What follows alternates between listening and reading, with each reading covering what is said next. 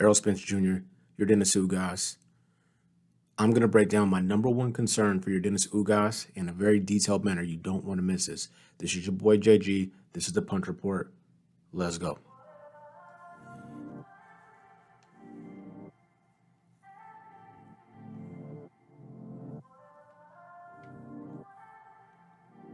Like I said before, y'all, welcome back to the channel. This is your boy JG. This is the Punch Report, all things boxing, MMA, combat sports. Like I said at the top, the number one thing that concerns me about Yordenis Ugas, I'm going to break it down in a detailed fashion. Before we get into it, do me a favor, like, subscribe, bell icon for notification. Let's go.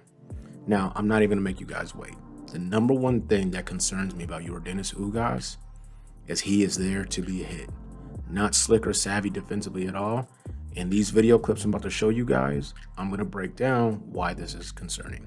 So let's get right into it. We know Yordenis Ugas just came off the Manny Pacquiao victory where he looked really good. There's no question about, oh, did he win? No, he beat Manny Pacquiao's face in, straight like that. But one of the things that concerns me, because we say styles make fights, is especially early on in the bout, first, second round, Manny Pacquiao's really having the most amount of success he would enjoy for the entirety of that fight. You'll notice something about Yordenis Ugas, and this is not new, but the Manny Pacquiao fight's a good illustration about why this will get you in trouble versus a guy who is your size, stature, and a puncher like Errol Spence Jr. If you look at this fight, look how the video is breaking down. Manny Pacquiao's having early success with his combinations, throwing punches and bunches like he typically does. Look at the defensive response by Yordenis Ugas. High guard, flat foot, sit in the shell, accept the shots and try to read and counter. Initially, Manny Pacquiao was having a lot of success, and he had some success late in the fight. I think it was the 12th round he actually hurt Yordenis Ugas. But at some point in time, Ugas had made the decision that Manny Pacquiao can't really hurt me. Ugas does a fantastic job of countering to the body, and then he has a sweeping right hand, which we'll talk about a little bit later in this video, that was ultra effective against Manny Pacquiao. Now, where the concern comes in is, if you are going to stand directly in front of a puncher, not just a puncher, but a guy with the punching power of an Errol Spence Jr., it's going to be a short night. The two fights that I think about the most when I think about individuals who just kind of failed to get out of the way, the number one fight with a bullet is the Lamont Peterson fight. Lamont Peterson fought Errol Spence back in the day, and it was about that Lamont Peterson really could mount no offense. I want to say he landed a total of 58 punches before he got stopped viciously.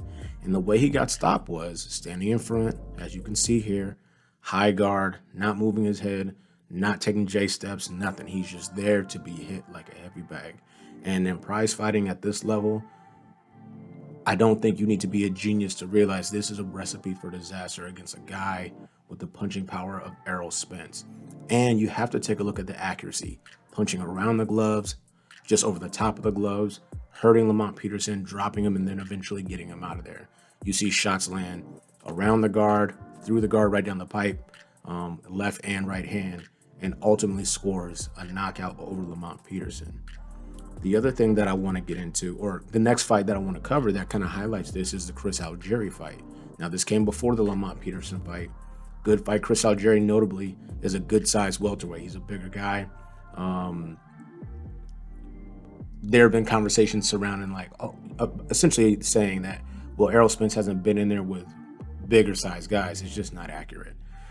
Chris Algieri, try to be busy, try to use good activity, show angles, quality footwork. But the reality was his timing was a little bit off, and Errol Spence put constant pressure on him.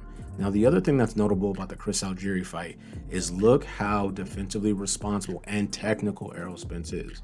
Oftentimes when we have these conversations, we talk about how technically gifted Yordenis Ugas is, and I think that that's rightfully so. But one of the things that's very, very apparent about guys who fight Errol Spence is he's difficult to hit.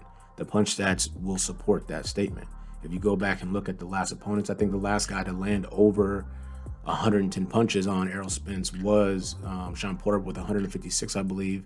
I'm not sure what Danny Garcia's punch stats were, but I know a lot of his offense got stymied, but he did have success in spots, and I'll talk about that in this video as well. But going back to the Chris Algieri fight, observe how bladed the stance is of Errol Spence Jr. versus Yordenis Ugas, who's more straight up. You can see the entirety of the torso versus the bladed stance, very technical, very disciplined stance, and defensively responsible stance of Errol Spence. This is why a lot of his opponents, even guys who are punchers or have high accuracy numbers at the highest levels, have difficulty finding Errol Spence because he's so responsible defensively with his stance. Now, what I would say is that in the Danny Garcia fight, first fight back after the accident, I could identify spots of ring rust. Danny Garcia did some things really well in that fight, and going back and rewatching it, even though he kind of gets railroaded towards the end, the numbers support that. He looked good in spots, and he was able to find and land quality shots against Errol Spence. Now, the one thing I want to say in this video where I feel like Yordenis Ugas could really find a home for a shot is the sweeping right hand. It's a punch that he used ad nauseum against Manny Pacquiao, as illustrated here. He didn't even have to set it up. He just felt really good and comfortable. Manny Pacquiao felt like was confused and couldn't see it. He didn't defend it particularly well, but this is also a shot that Danny Garcia had success utilizing and deploying against Errol Spence. I feel like Errol Spence will be sharper in this fight. Admittedly, I said in the Danny Garcia fight, Errol Spence, I feel like ran out of steam towards the end of that fight. I actually think he got hurt, if I can remember correctly.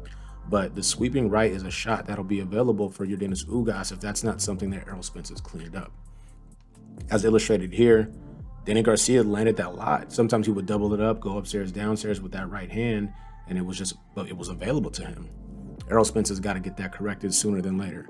But I don't think it'll be much of an issue, as it's a sharp punch, it's a nice punch, but I don't feel like Yordenis Ugas is going to have the power to keep Errol Spence off him. I mentioned that before. Danny Garcia, who has power in both of his hands, who did a nice job against Errol Spence, kind of picking his shots and landing them here and there, wasn't able to keep Errol off of him. And he hurt Errol a couple times in that fight. Just not busy enough and not able to hit Errol with something consistently enough to keep him at bay.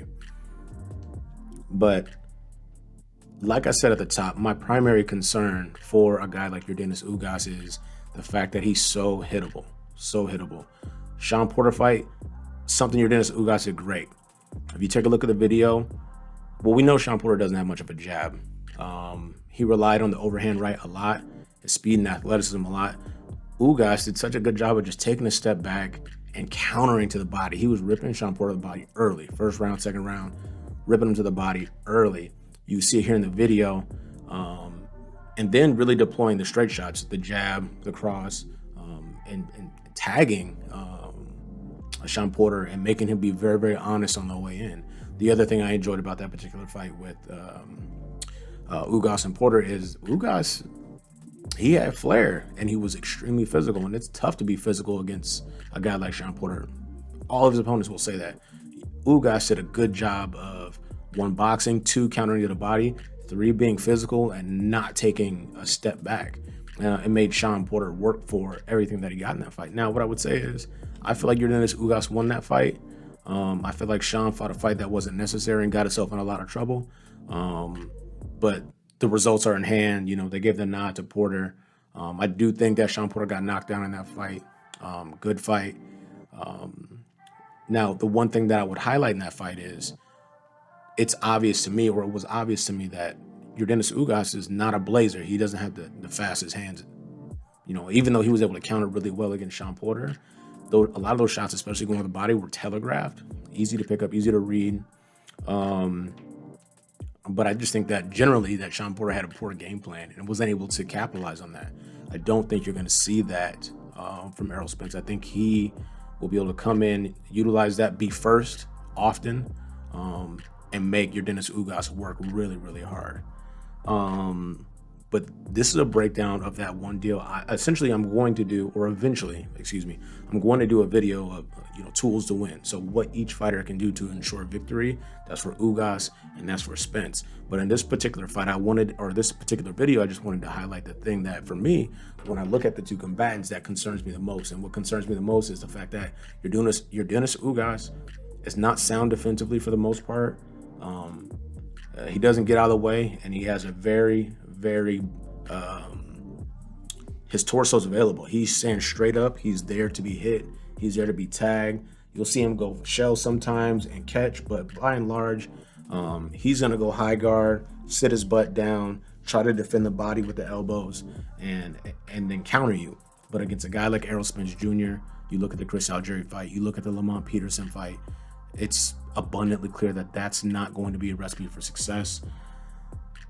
But let me know what you guys think of the video, what your thoughts are on the breakdown.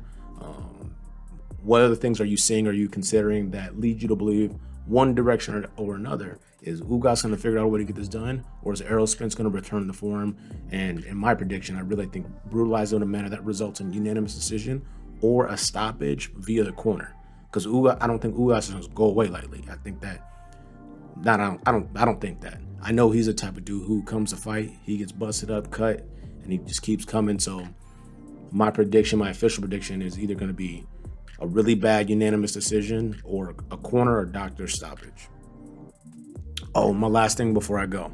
A couple videos ago, I highlighted this fight, and cats, well, not everyone, but a few people brought up, you don't know the condition of Errol's health and his eye and this, that, and the other. I think that's a fair point, but what I want to do, I don't want to hedge. Like I said before, my assumption is this: if Errol Spence makes it to the fight date, then he's healthy. And whatever happens inside the ring, if Ugas lumps his eye up and it looks crazy, like Margarito Cotto, that's a good example of Margarito got his face broke up by Pacquiao, couldn't even get on the airplane, it was so bad. He rematches Miguel Cotto. Miguel Cotto's aware of the eye injury, targets it, blows his eye all up, doctor stoppage. If Ugas wins that way, I'm not mad at that. Shout out to Yordenis Ugas for having the accuracy, the patience, and the know-how to target that eye. But what I would say is this: I'm not making any excuses for Errol Spence Jr. I will not do that. I will not put that on a video. So before you leave a comment like, well, you don't know about his health, I'm assuming that he's healthy and he's ready to go and he's training hard. And when he shows up and gets on the scale and then goes into the ring that evening, he's going to be in tip-top shape. So no matter what happens, you lost to a better dude, straight like that. I'm not building any excuses. So I'm not going to take the time to consider, oh, is he really healthy? No. I think a lot of times these guys go into fights injured and they show up and they perform and they win or they lose, and that's it. I'm not making excuses ahead of the fight. So that's why I'm not going to mention that. My assumption is that Errol's going to be Errol. This second fight back since the car accident, first fight back since the eye injury, and I think he's going to be in great shape. And that's just where I'm at with it. Subscribe, bell icon for notification. This is your boy JG. This is the Punch Report. We out.